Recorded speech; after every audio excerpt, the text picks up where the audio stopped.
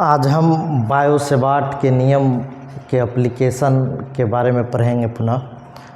बायो-सेबार्ट के नियम का पहला एप्लीकेशन हम इससे पहले बता चुके हैं, जिसमें क्या था कि long straight current carrying conductor के कारण उसके नज़दीक किसी बिंदुओं पर चुंबकीय क्षेत्र की तीव्रता निकाले थे।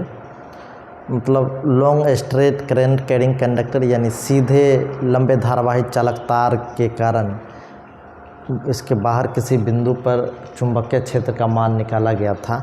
आज जो हम दूसरा एप्लीकेशन बताएंगे, इसमें मतलब बायो-सेबार्ट के नियम के ही उपयोग से वृत्ताकार चालक चाप, वृत्ताकार धारावाही चालक चाप, धारावाही मतलब करंट कैरिंग कंडक्टर ये भी होगा, लेकिन सर्कुलर आर्क होगा। वृत्ताकार धारावाही चालक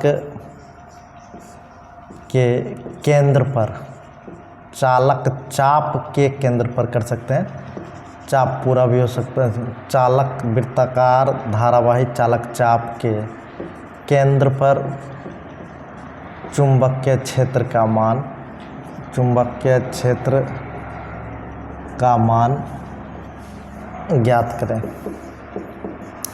तो फाइंड आउट करना है, ज्ञात करें। मैग्नेटिक फील्ड फाइंड आउट करना है at the centre of current carrying circular loop. At the centre of current carrying circular loop कैसे निकालेंगे, तो देखते हैं। हम मानते हैं कि ये एक वृत्ताकार चालक चाप है जिसमें करंट आई जा रहा है। ये एक वृत्ताकार चालक चाप है जिसमें करंट क्या जा रहा है, आई जा रहा है। वृत्ताकार करंट कैरिंग कंडक्टर है जिसमें करंट आई जा रहा है, और इसका सेंटर कहीं न कहीं होगा, इसका सेंटर कहीं न कहीं होगा। तो इसको हम मिलाते हैं, तो ये मान लेते हैं कि इसका एक सेंटर, और इस चालक चाप का जो अर्क है इसको ए बी मान लिए। क्या मान लिए हम, ए बी। और इसका जो रेडियस होगा, इस रेडियस को हम आर मान लेते हैं। ओ से ए और ओ से बी जो है वो रेडियस का काम करेगा, वो रेडियस क्या होगा, आर होगा। ये एक वृत्ताकार चालक चाप है। यहाँ एक डीएल लेंथ लेते हैं, तो इस डीएल लेंथ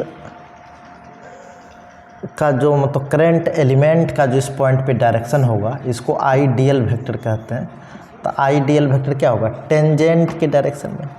तो जिस पॉइंट पर डीएल वेक्टर लेंगे उस पॉइंट पे टेंजेंट खींचेंगे, और आपको पता होगा टेंजेंट और रेडियस आपस में परपेंडिकुलर होता है।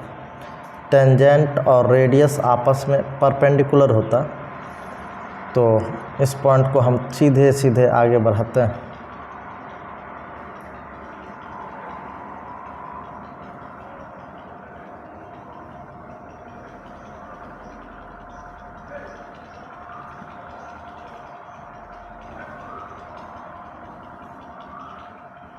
इस तरीके से इन दोनों के बीच का ये एंगल थीटा, और ये डीएल लेंथ जो है, ये आर्क लेंथ, इस डीएल लेंथ के बीच का जो एंगल है ये थीटा, डी थीटा, ये टोटल एंगल थीटा है।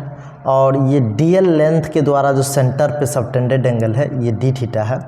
और ये ए से बी तक का जो चाप है, इस पूरे आर्क के द्वारा इस सेंटर पर जिस एंगल सबटेंड होगा इसको हमने अल्फ़ा माना। अब हम बायो-सेबार्ट के नियम से आते हैं।